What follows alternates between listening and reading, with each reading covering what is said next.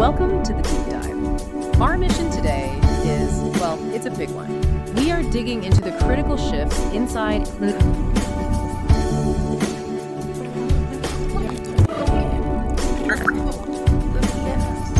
this isn't just a minor update. This is a complete legislative earthquake. It was signed into law on December 25th, 2023, and it completely replaces the old Indian Penal Code, a framework from the 19th century. So for you, the listener, understanding this is absolutely essential. This deep dive is really your shortcut to getting a handle on this new legal world.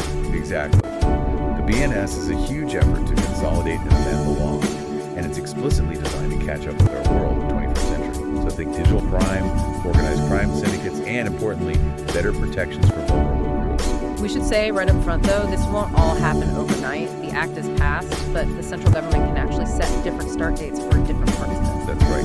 But the legal reality, the full text we're looking at today, that's the blueprint. It's the new foundation for defining crime and punishment for, well, the foreseeable future. Our job here is to pull out the most important changes for you. The legal, the philosophical, and the structural shifts. And maybe the best place to start is with the most basic question. Who does the BNS apply to and where? Chapter 1 defines its reach. It starts, pretty conventionally. Section 1.3 says every person is liable for violations committed within it. That's the standard territorial principle. Exactly. But the moment the law steps outside India's borders, that's where it gets really interesting. It expands its jurisdictional muscle in a pretty dramatic way. Oh, absolutely. This extraterritorial application is where the BNS really shows it's built for a globalized digital world. It says it applies to any person who could already be tried under Indian law for an offense committed beyond India.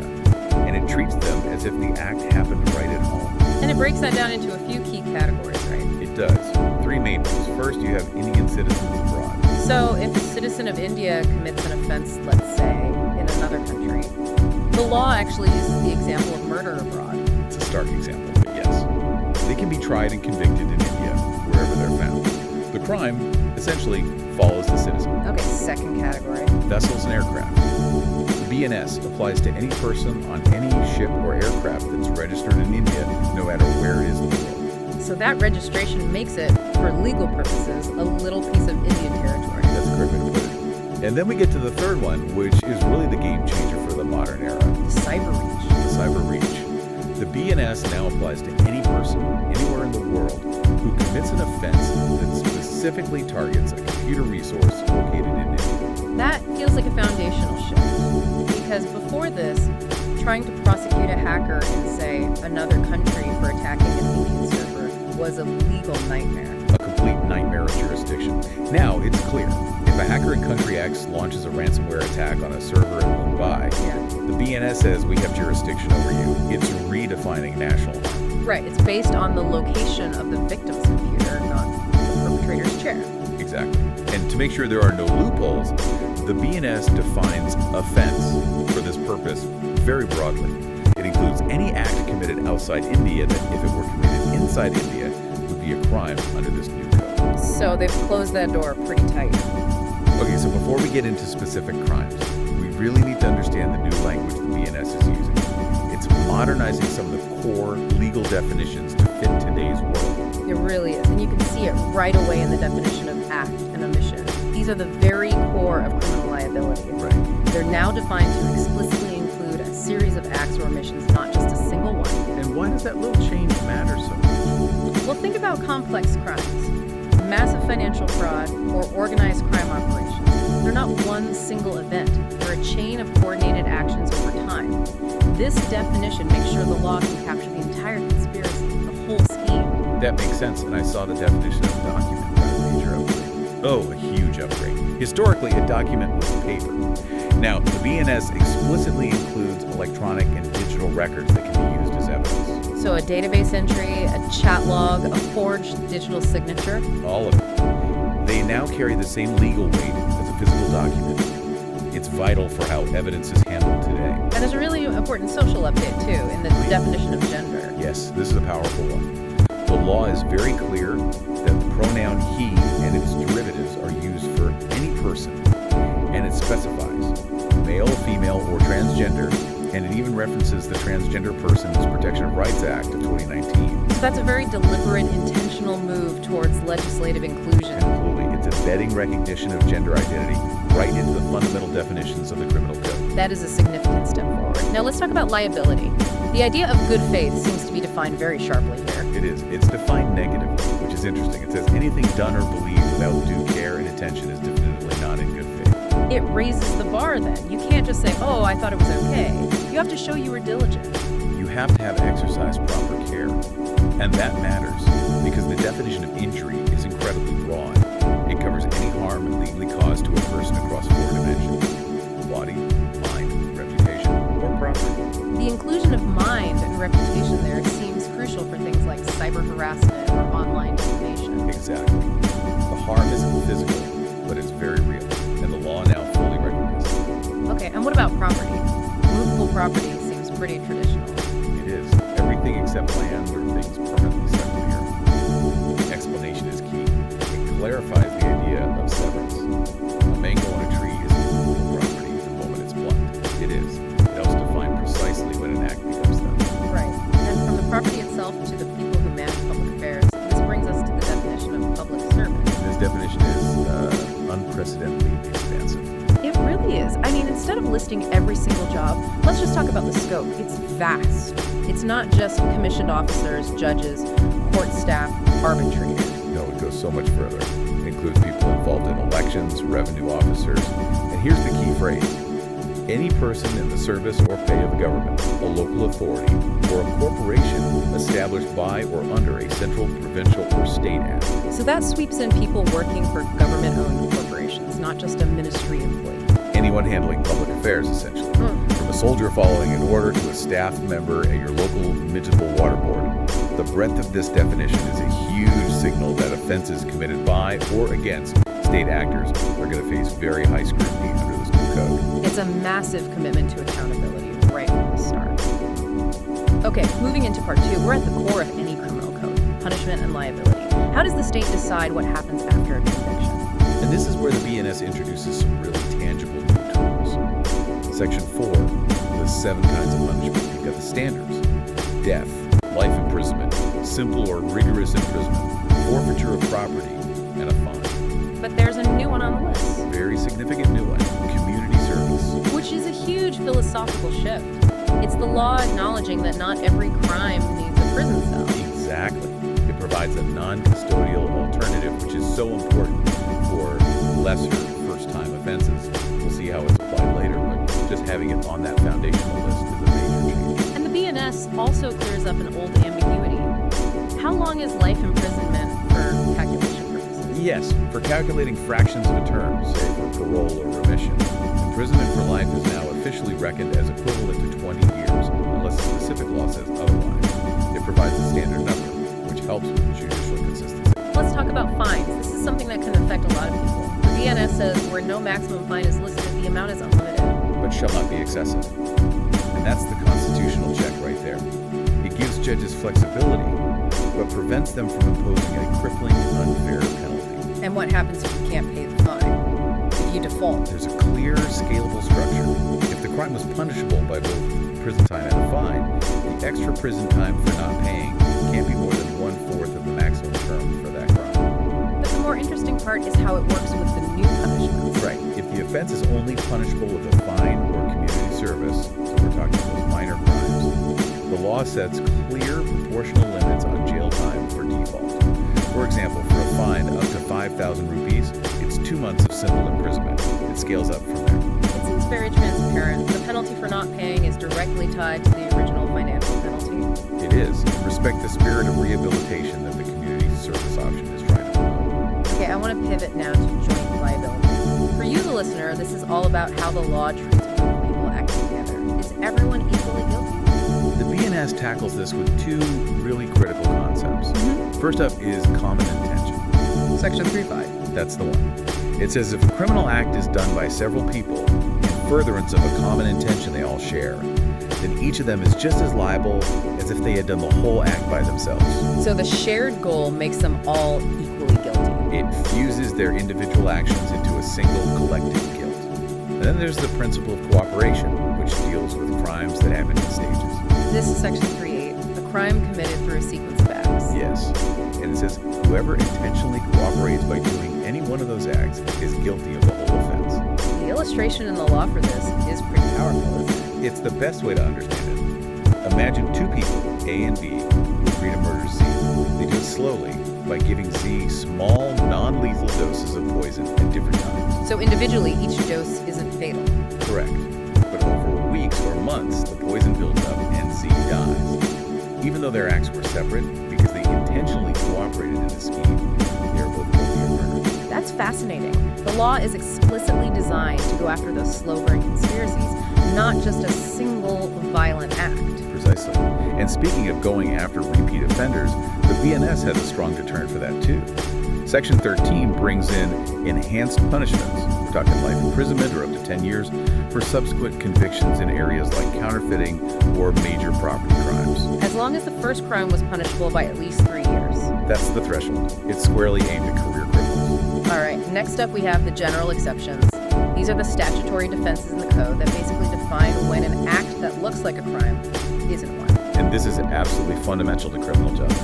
Let's start with a classic, mistake of fact. Right, sections 14 and 17. The basic idea is that an act isn't an offense if it's done by someone who is bound by law to do it, or who, because of a mistake of fact, and this is key, not a mistake of law in good faith, believes they're justified. Let's use an illustration to make that clear. A soldier is lawfully ordered by his superior to fire on a mob. The soldier fires. He's protected because he is bound by law to obey that command. So that's compulsion of law. What about the mistake of fact part? Okay, so imagine a police officer is told to arrest a fugitive named Y. The officer does his homework, but he mistakenly arrests Z, genuinely believing Z is Y.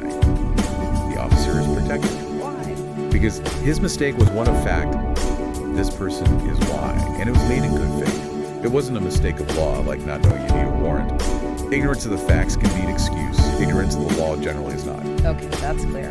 Then we have the defense of accident. Section 18. This applies if an act is done without any criminal intention, in a lawful way, and with proper care. The classic example is the woodcutter. He's working carefully in a proper place, and the head of his axe flies off the handle and kills someone. If he took all reasonable precautions, it's an excusable accident. From accident, we move to a conscious choice. Section 19 introduces the necessity or lesser harm principle. It's a tough one, morally and legally. It says an act isn't an offense, even if you know it might cause harm, if you did it in good faith to prevent or avoid other, more imminent harm. The ship captain scenario. The ship captain scenario is the perfect illustration. A captain, A, is steering a ship full of people. A storm hits. If he stays on his course, he will absolutely crash into a large boat, B, carrying, say, 30 passengers. Okay. If he changes course, he runs the risk of hitting a much smaller boat, C, with only 2 passengers. He has to choose. He changes course to save the 30 people in boat B, but in doing so, he hits and sinks boat C. Is he guilty? Under the BNS, no, he's not guilty. Yeah. The law recognizes he acted in good faith to prevent a much greater and more certain harm by risking a lesser one. So the harm avoided has to be bigger and more imminent than the harm risked. That's the test. And finally, let's talk about intoxication. A lot of people think this is a get-out-of-jail-free card. It's not, is it? Not at all. Sections 23 and 24 make it clear it's an extremely narrow defense.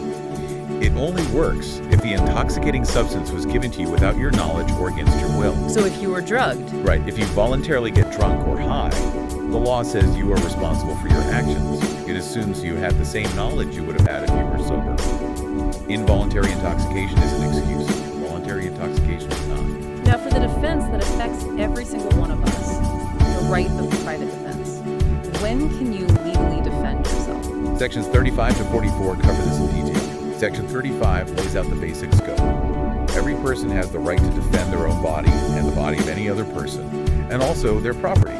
It's the right to self-help when the police aren't there. And a really critical point is that this right exists even against someone who isn't legally capable of committing a crime. Yes, Section 36.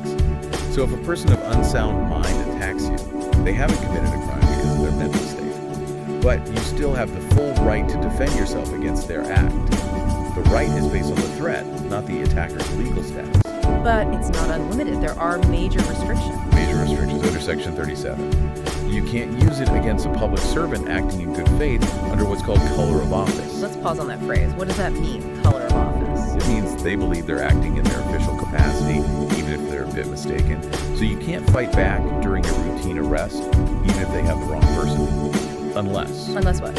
unless their action makes you reasonably fear death or grievous hurt. Also, the right disappears if you have time to call the police, and it has to be proportional.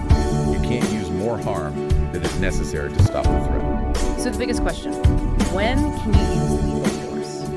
When does this right extend to causing death? Section 38 lists the triggers for defending the body. It includes things you'd expect: assault that makes you fear death or serious injury, rape, kidnapping, wrongful confinement. There's a crucial new addition: What's that? defense against an acid attack. Wow. So the law is explicitly recognizing the extreme violence of that act and granting the victim the maximum legal right to fight back. It's a huge legislative statement. Now, for defending property under Section 41, the right to cause death is much narrower. It's only for the most serious threats. Exactly. Robbery, housebreaking at night, arson on a dwelling, or theft where you reasonably fear for your life. If it's just simple theft without a lethal threat, you absolutely cannot cause death. Proportionality is key. Always. And finally, there's a very specific, almost cinematic scenario in Section 44, running the risk to innocence. Right. What if you're defending yourself from a lethal threat, but there are innocent bystanders? The law says if you can't effectively fight back without risking harm to an innocent person, you are permitted to take that risk. The classic illustration is being attacked by a mob. And there are children in the mob. Exactly.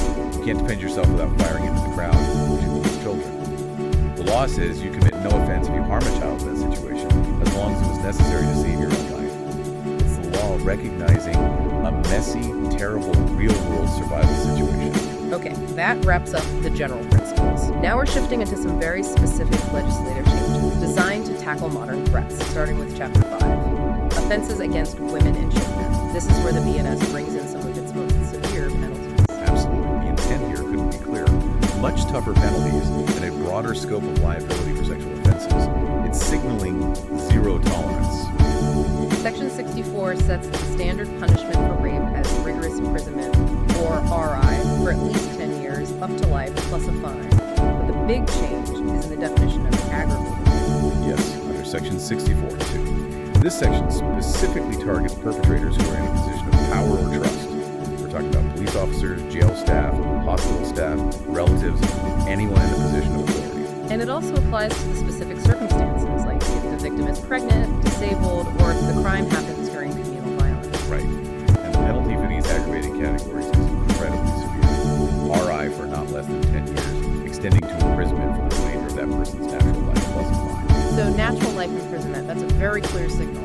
It's permanent incapacitation for those who commit the most heinous betrayals of trust. And it gets even more severe for child victims. Rape of a child under 12 is punishable with at least 20 years RI, up to natural life or death. And what if the offense results in the victim's death or leaves them in a persistent vegetative state? The penalty is the same.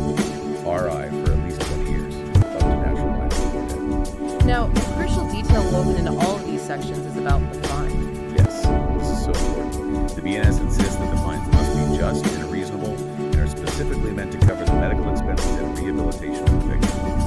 And most importantly, the fine must be paid directly to the victim. That's a powerful link between the punishment and the victim's recovery. It is. It's a form of restorative justice built right into the sentence. The BNS also addresses group rape in Section 70. If 5 or more people act together, every single one of them is deemed guilty of rape. And if the victim is under 18, the penalties are the most severe possible. Natural life imprisonment or death. It's about ensuring absolute collective accountability for gang-related sexual violence. Now, moving beyond the traditional definition of rape, the BNS has some very specific new provisions. It does. Section 67, for instance, recognizes a wife's autonomy even when separated. Sexual intercourse by a husband with his own wife who is living separately, if it's without her consent, is now an offense, punishable from 2 to 7 years. And then there's Section 69, which is a major, very contemporary inclusion. It's about sexual intercourse by deceitful means or by making a promise to marry without any intention of fulfilling it. This one is huge. It's punishable by up to 10 years and a fine. It directly targets relational exploitation. The law explains deceitful means to include things like false promises of a job or promotion, or critically, marrying by suppressing one's identity. I have to ask, though, how do you prove that? Proving a promise to marry without intention seems incredibly difficult. How do you distinguish that from just a relationship that went bad? That is going to be the central challenge for the courts, no doubt. But by including specific provable acts like suppressing identity, say hiding a previous marriage that makes a new marriage impossible, it gives judges something concrete to look for. It shifts the focus from a broken promise to a pattern of calculated, provable deception. That's a good point. The BNS also formalizes sexual harassment in Section 75, right? It does. It defines it through specific acts. Unwelcome physical contact, demanding sexual favors, showing pornography against a woman's will, making sexually colored remarks, and the punishment is tiered. Up to 3 years for physical acts, but up to 1 year for just remarks. And voyeurism and stalking get specific attention, too. Yes, Section 77 and 78, and both have progressive penalties. For voyeurism, capturing or watching someone in a private act, it's 1 to 3 years for a first conviction, but it jumps to 3 to 7 years for a second one. Stalking follows the same pattern. And for voyeurism, there's a key legal point.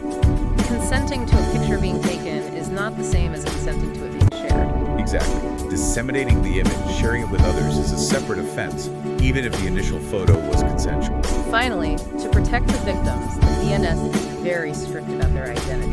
Very strict. Section 72 prohibits printing or publishing the name or anything that could reveal the identity of a victim of these major sexual offenses. Penalties up to 2 years in prison. And that protection extends into the courtroom itself. You can't publish details about the court proceedings without a judge's permission. The only exception being the final judgments from the High Court or Supreme Court, which can be made public. It's about protecting privacy throughout the entire process. Okay, in Part 4, the BNS pivots to threats against public safety and national security. It does this by defining and creating severe penalties for structured criminal activity. That's right, starting with organized crime in Section 111. This is defined not just as any crime by a group, but as a continuing unlawful activity by a syndicate or gang, using violence or coercion to get some kind of material or financial benefit. That phrase, continuing unlawful activity, seems like the key legal trigger here. What does it actually mean? It's a very high bar, and that's intentional. First, the activity has to be a cognizable offense, one where police can arrest without a warrant and punishable by 3 or more years in prison. But here's the crucial part. The prosecution has to show that more than one charge sheet has been filed against members of the syndicate in the last 10 years. So you have to prove a pattern of serious habitual criminality. Exactly. It prevents this very severe law from being used for isolated crimes. It's designed to target entrenched criminal organizations. And the scope of what counts as organized crime is vast. It's not just kidnapping or contract killing. No, it explicitly includes major economic offenses, forgery, counterfeiting, hawala, and modern schemes like mass marketing fraud or schemes to defraud banks. The penalties are, as you'd expect, severe. They are. If the organized crime results in someone's death, the penalty is death or life imprisonment with a mandatory minimum fine of at least 10 lakh rupees. Even just being a member of such a syndicate carries a minimum 5-year sentence. But the BNS also seems to recognize that not all group crime is on the level of a transnational syndicate. It does. And that's why it carves out a new, lesser category, petty organized crime, in Section 112. So what falls under this? This targets more localized, persistent group activities. Think general theft, snatching, cheating, selling unauthorized tickets or lottery numbers, or leaking public exam papers. The goal is to give police a tool to deal with professional gangs running things like shoplifting rings or card skimming operations. And the definition of theft in this section is updated for that. Yes, it specifically mentions trick theft, card skimming, shoplifting, and even theft of ATMs. The punishment here is 1 to 7 years. It's a tool for those quality of life crimes that are committed by organized groups. Turning now to terrorist acts in Section 113. The definition here focuses on intent. Yes, the intent to threaten the unity, integrity, sovereignty, or security of India, or just to strike terror in the public. And the means are defined very broadly. It's not just bombs and guns. No, it explicitly includes biological, radioactive, nuclear, or other hazardous substances. The act itself has to be likely to cause death, damage property, or involve kidnapping. Or using threats to compel a government or an international organization to do something or not do something. Exactly. The punishment is death or life imprisonment if it results in a death. Otherwise, it's a minimum of 5 years up to life. And liability extends to anyone who helps or harbors the terrorist. Now, within the general topic of serious bodily harm, the BNS singles out two types of violence for special attention: group hate crimes and acid attacks. Yes. Section 117.4 introduces a specific hate crime provision for grievous hurt. If a group of 5 or more people acting together cause grievous hurt based on someone's race, caste, community, sex, place of birth, language, or personal belief, every member is guilty. And they face up to 7 years in prison. This is a big deal because it isolates and punishes the discriminatory motive behind the violence, not just the physical act. It's a crucial legislative acknowledgement. And then Section 124 details the standalone offense of an acid attack. Right. Causing permanent or partial damage, disfigurement, or putting someone in a permanent vegetative state with acid carries a minimum penalty of 10 years all the way up to life. And just like with the sexual offenses, the fine is mandatory, it must be reasonable, and it must be paid to the victim for their medical expenses and rehabilitation. Even just attempting to throw acid carries a hefty minimum penalty of 5 years. It does. And it's important to note the definition of acid is very broad. It's any substance with a corrosive or burning nature that can cause these injuries. The law is focused on the devastating effect, not the precise chemical form. Our focus now shifts to offenses against public order and the integrity of the state itself, starting with acts that challenge national integrity. Right, this is Section 152 of the BNS, which deals with any act endangering sovereignty, unity, and integrity of India. It punishes anyone who, purposely or knowingly, tries to excite secession, armed rebellion, subversive activities, or encourages separatist movement. And the law has been explicitly modernized here to include the use of electronic communication or financial means to commit these acts. Which is so important. It recognizes that modern efforts to destabilize a country often rely more on digital propaganda and illicit funding than on traditional weapons. The punishment is severe, life imprisonment or up to 7 years plus a fine. But there's a really important explanation attached to this section. A vital one for protecting democratic dissent. It clarifies that simply expressing disapprobation criticism of government actions with the goal of changing them through lawful means is not an offense under this section. So it draws a clear line between legitimate political criticism and criminal attempts to break the country apart. Exactly. Now, moving to Chapter 9, the BNS details offenses related to elections. Section 169 defines the electoral right very broadly. The right to stand as a candidate, not stand, withdraw a vote, or not vote. And bribery in Section 170 covers giving or accepting something of value to influence that right. But there's a tricky exception. Yes. A declaration of public policy or a promise of public action is not considered bribery. This is essential to protect a candidate's right to, say, promise to build a new hospital if elected. The punishment for general bribery is up to a year in prison or a fine. But there's a lesser category for bribery by treating. Right, which means providing food, drink, or entertainment. That's punishable by a fine only. The law makes a distinction between direct cash for votes, corruption, and minor social inducements. Then there's undue influence. This is about interfering with the voter's free choice. Section 171. It covers threats of injury, but also, interestingly, inducing a belief of divine displeasure or spiritual censure to coerce a vote. The law is acknowledging the power of religious authority in politics. It is. The penalty for that is up to 1 year or a fine. And there's another unique provision in Section 175 about false statements about candidates. Right, basically lying about a candidate's personal character or conduct to try and swing an election. That's punishable by a fine only. It targets character assassination but keeps the punishment proportional. Now, flipping the script to offenses by public servants, Section 198 is significant. It's about a public servant knowingly disobeying the law with the intent to injure someone. And given that huge definition of public servant we talked about, this is a major tool for accountability. A very major tool. The punishment is up to 1 year of simple imprisonment or a fine. And there's a very interesting specific new offense in Section 226 that uses the new sentencing tools. The attempt to commit suicide to compel a public servant to do or not do something. This is sometimes used as an extreme form of protest, and it's punishable with simple imprisonment, a fine, or notably community service. It gives the state a non-custodial response. The code then moves to protect the judicial process itself with rules on false evidence. Section 227 defines giving false evidence. But just as important is Section 228 on fabricating false evidence. So this isn't just lying on the stand, this is actively creating a false scenario. Exactly. Creating false circumstances, making false entries in records, and the law specifically says electronic records, or creating fake documents, all with the intent to mislead a court. The classic illustration is still the best way to understand this. It is. A plants Jules in Z's box, hoping Z will be convicted of theft. I didn't steal anything, but A fabricated a false reality for the court. The punishment for giving or fabricating false evidence in court is severe, up to 7 years in prison and a fine. We turn now to Chapter 7, which covers offenses against property. And this is where the BNS has made one of its most interesting philosophical shifts, a move towards restorative justice for minor theft. That's right. The basic definition of theft is what you'd expect, dishonestly taking movable property without consent. But the massive change is in a proviso to Section 304. The theft of small value proviso. This is a huge change. It says that for a first conviction for theft, if the value of the stolen property is less than 5,000 rupees, and the offender returns the property or its value, What happened? they get punished with community service.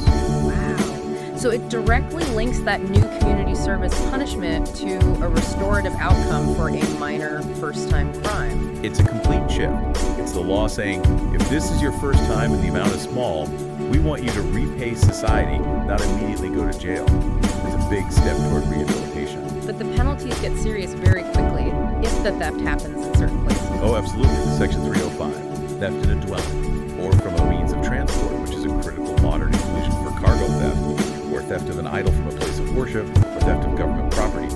All that can get you up to 7 years in prison. The context of the theft dramatically increases the severity. It does. Now, moving to more violent property crimes, we have robbery in Section 309. This is essentially aggravated theft. If you use force or fear while committing a theft, it becomes robbery. And dacoity in Section 310 is just robbery committed by a group. A group of 5 or more people. The standard punishment is severe. Life imprisonment or up to 10 years of rigorous imprisonment. And the collective liability is absolute here, isn't it? It's absolute and brutal. If any one member of that dacoity group commits murder during the crime, every single one of them can be punished with death, life imprisonment, or a minimum of 10 years. And to deter violence even further, the BNS brings in mandatory minimums if weapons are involved. Yes.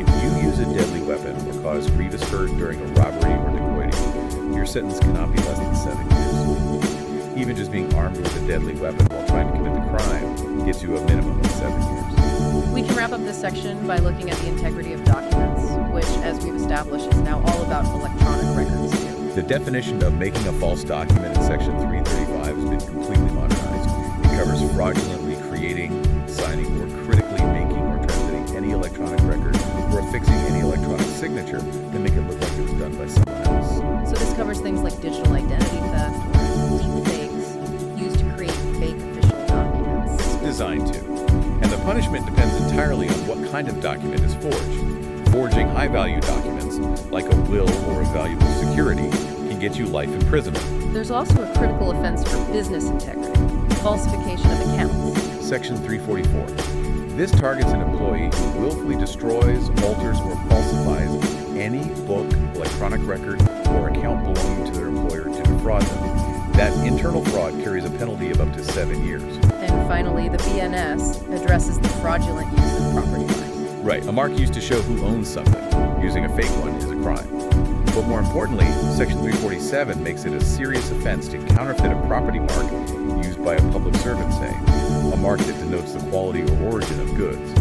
It's about protecting the integrity of official state verification. So drawing all this together, it's clear the BNS is a tectonic shift in India's criminal law. The goal seems to be consolidation, modernization, and a huge increase in stringency in certain key areas.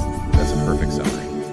We saw the complete integration of digital records and electronic communication everywhere, from basic definitions to forgery to offenses against the state. The law has formally caught up to the digital world. And it's even expanded its jurisdiction to go after foreign actors who target Indian computer resources. Right, and philosophically, the introduction of community service is a big deal. It offers a non-custodial path for minor first-time crimes like small value theft, which is a clear move toward restorative justice. And yet, at the exact same time, we see a dramatic increase in punishment at the other end of the spectrum. The use of imprisonment for the remainder of natural life and the death penalty for aggravated sexual offenses is a major hardening of the law. Definitely. Furthermore, BNS tackles modern threats with these new structured definitions for things like organized crime with that high burden of proof and specific hate crimes committed by groups. And the right of private defense was modernized to explicitly include defense against acid attacks. All these changes, especially with the mandatory fines for victim rehabilitation, really signal a shift in focus towards the victim and a much tougher stance on organized or habitual crime. It's a complete overhaul. Yeah. It's not just updating a list of crimes. It's trying to redefine legal accountability for a 21st century society. So what does this all mean for the legal structure of the country? Well, the bharatiya naya samhita 2023 formally repeals the Indian Penal Code. That's it, the end of a legal framework that's been in place since 1860. But the transition will be seamless. There's a comprehensive savings clause that ensures the repeal doesn't disrupt anything. Old cases continue, rights acquired are protected. Anything done under the old code is just considered to have been done under the new.